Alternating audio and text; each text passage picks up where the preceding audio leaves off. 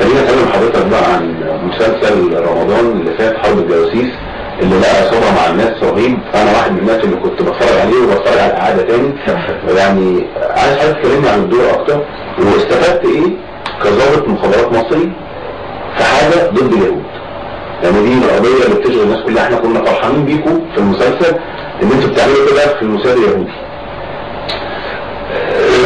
طبعا احنا عاوزين نقول اولا احنا عادة المسلسلات اللي احنا شفناها زمان كانت على طول بتفهم الناس او عاوزة تفهم الناس ان جهاز المخابرات الاسرائيلي او الاسرائيلي، احب اقول الاسرائيلي مش يهودي، لان انا مش ضد اليهود كيهود طبعا، انا ما حدش فينا ضد اليهود. فمطلعين المخابرات الإسرائيلية مخابرات عبيطة وتافهة ومناظر غريبة وكلام. احنا قلنا ده ما ينفعش. انت علشان تكون بني آدم قوي لازم تهزم او تتغلب على ناس اقوياء. انما لما تجيب جهاز مخابرات سوري تافه وتقول انا فزت على تافه، يبقى انت ما حققتش حاجة، او عاوز تمدح نفسك وانت ما عملتش امكانيات. فده اللي ظهر متهيألي في هذا المسلسل. زائد ان الفترة التاريخية بتاعت المسلسل دي كانت مهمة جدا، يمكن شباب كتير ما حضرش الكلام ده. يعني منا كنا بنكلمها ونشرح لها التاريخ ايه ما حضرتش الكلام ده. احنا حافظينه لان احنا عايشين وانتوا شباب تمام بالظبط. كان كلنا بيفكر طب احنا هنخلص كمان سنتين المدرسة، طب هنخش الجيش، طب الجيش ده فيه ايه؟ ده في ناس بقالهم 6 سنين و7 سنين و8 سنين. كانت مشكلة كبيرة جدا. لما حصلت الحكاية دي ما تتصدقش. اولا رفعت الروح المعنوية للشعب المصري بطريقة ازاي؟ لان كنا عايشين اكننا مذلولين، خاصة اللي يكون فيهم رجال القوات المسلحة كانوا بيمشوا في الشارع بيتهزقوا، كان محدش اي حد يغلط فيهم يقول لهم طب ما تروح انت ايه اللي معادك كان ما تروح على سينا، حاجات كده. فكانت اتوزبيت ريليف. كنا بنقول ايه بقى السؤال؟ كنا بنقول حضرتك استفدت ايه كظابط مخابرات مصري في الدور؟ يعني ايه؟ انا ما استفدتش حاجة. انا بالعكس، انا كل اللي كنت عاوز اعمله ان انا ملاحظه طول حياتي، انك لما تيجي مثلا تعمل حادثة وتقول لواحد انت شايف اللي حصل، يقول له طب تعالى معايا الاسم، يقول لك لا يا عم انا مش عاوز اروح اقسام، ده مشكلة. اللي يروح مباحث امن الدولة يقول لك ده هيتنفي، اللي بيروح مخابرات يقول لك يا عم ربنا يستر. فلما جاء المسلسل بجد بجد بجد انا ما كنتش عارف الشخصية دي على حسب اللي انا شايفه تتعمل ازاي. يعني هتكرر نفسك ولا هتعمل ايه؟ مش عارف اروح لها منين الشخصية دي عشان اقدر اقدمها.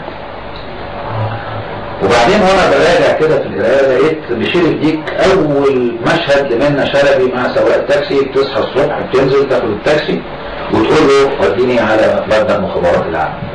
يقول لا يا فتاح يا علي ماذا يا كريم، ده اليوم باين من وشه. فانا قلت طيب انا بقى لما قبل ما نبتدي المسلسل بما انها حاجة قومية وحاجة فيها مخابرات وبتاع، قلت اروح اسأل رجال المخابرات ايه اللي بيحصل لما بيحصل ان مثلا بيراقبوا حد ولا بتاع ولا كده، ايه اهم حاجات الواحد. فخدت منهم نصايح. انا شفت مبنى المخابرات من بره حسيت ان انا ما بقتش في مصر.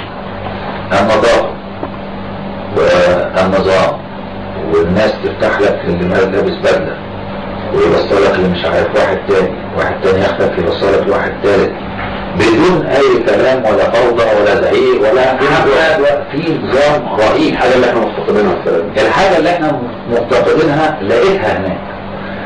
تيجي تكلم الناس بتوع المخابرات لغه واثنين وثلاثه اشكال مش اللي بشوفها في الشارع. ناس عاديه جدا ممكن تقول عليهم اجانب، ممكن تقول عليهم مصريين، ممكن تقول عليهم وفي منهم مصريين يعني ما تغلطش فيهم يعني، وفي منهم كتير ما تغلط فيهم. ايه الحكايه؟ طب ما ده مخابرات، فافرض واحد سافر عاوزين مهمه مش عارف ايه. فعرفت ان المخابرات مثلا عارفين المقاومات النظام ايه اللي المفروض يتبع، وازاي الناس بتوعنا ناخد بالنا منه. طب ده ما بيطبقش ليه بقى في الشارع؟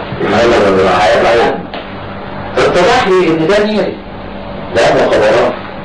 انما هنا احنا في الحياة الطبيعية مزاجك بقى، تعالى يا ابني انت ميعادك الساعة 7 ما بيجيش، هتعمل له ايه 7:30؟ هتديله انذار، ما انت مش هتقدر ترفضه، فتبتدي تتحايل على القانون فبنخش في مشاكل اكتر، لان احنا ما عندناش سيستم وما عندناش نظام.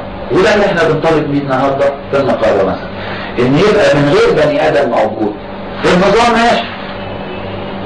ليه ما يكونش فيه نظام ماشي من غير ما المدير يبقى موجود، ولا ما الغفير يبقى موجود، ولا الشخص ده يكون موجود مش موجود النظام ماشي؟ ليه لازم نشتغل بخرزانة على النظام؟ بالظبط. ليه؟ بالظبط. معلش اسمح لي اكون صريح شويه مع حضرتك. حضرتك مفيش دور مثلته غير لما اعلم مع الناس. كل يعني انا شخصيا لما بقلب ولا حاجه بلاقي حضرتك غصب عني بتشددك، ودي صراحه مش زي ما حضرتك عشان حضرتك النهارده معانا. ليه شمس ايه مش متواجد كفايه؟ لان يمكن طريقه شغلي ما بتعجبش الناس التانية. كنت وضحها مع الاسف يعني اقول لك حاجه، انا مثلا اخر شغلانه عملتها كانت متهيألي فيلم 45 يوم. انا ايام فيلم 45 يوم كلمت المنتجه نفسها، لان الفيلم ده كان كل شويه نصور ونقف ونصور ونقف ونصور ونقف ونصور ونقف. فكلمتها بعد فتره قلت لها يا سعاد انا ماضي في فيلم اسمه 45 يوم مش 45 سنه. ايه اللي بيتم؟ اصل في مشاكل، اصل المخرج عاوز يشوف مش عارف ايه، يشوف الحاجات اللي اتعملت طيب قعدنا فيه 11 شهر. لما بعد ما اتكلمنا 11 شهر كان المفروض فاضل لي فيه مشهد. بعد 11 شهر ما انتهوا وانقطاع مثلا بتاع 4-5 اشهر ما حدش بيكلمني، لقيتهم بيكلموني في يوم من الايام بيقولوا لي احنا هنصور بكره. طيب يا سيدي ممكن تبعت لي اللبس صوره باللبس، لان احنا بقالنا 5. قال لا احنا مش هنصور مشهد واحد، هنصور 5. قلت له ليه مش كان فاضل لي مشهد؟ قال لي اصل كان في مشاهد اتعملت وبقت غلط، واكتشفنا في التحميض انها فيها حاجات غلط، فلازم نعيدها تاني. فقلت له طب هتدفعوا لي كام؟ لقيته بيقول لي انت بتهزر ولا بتتكلم جد؟ قلت له لا بتكلم بجد. قال لي يعني اقول المدام في سعاد يونس؟ قلت له قول المدام في سعاد يونس. يعني انا ما قلتش في حاجه، انا بقالي 11 شهر مستنيك بالظبط. راح نتكلم بعديها قال لي خلاص مش هنبقى 5 بالطريقه دي، يعني مش هنقدر هنبقى 5 مشاهد هنخليهم المشهد بتاعك وخلاص. قلت له حاضر، من فضلك بقى ابعت لي الصوره. فبعت لي الصوره، لقيت اللبس بتاعي موجود عندي، ولكن انا كنت مربي اقل من دي 3-4 ايام دقن اقل من دي شويه. فقلت له طب الدقن هعمل فيها ايه؟ قال لي دقن ايه؟ قلت له ما انتوا في الصوره في دقن، انا النهارده مش حالق، انا حالق دقني اعمل ايه؟ قال لي خلاص تعالى احنا نحط لك اي نعملها لك. قلت له يعني انت تفضل معايا 11 شهر وعاوز تكروتني انا عشان شغلك انت يبقى صح وانا شغلي غلط، وقاعد بهرش وقاعد متضايق ليه؟ وده كان اخر حاجه عملتها في الست. بس انا مش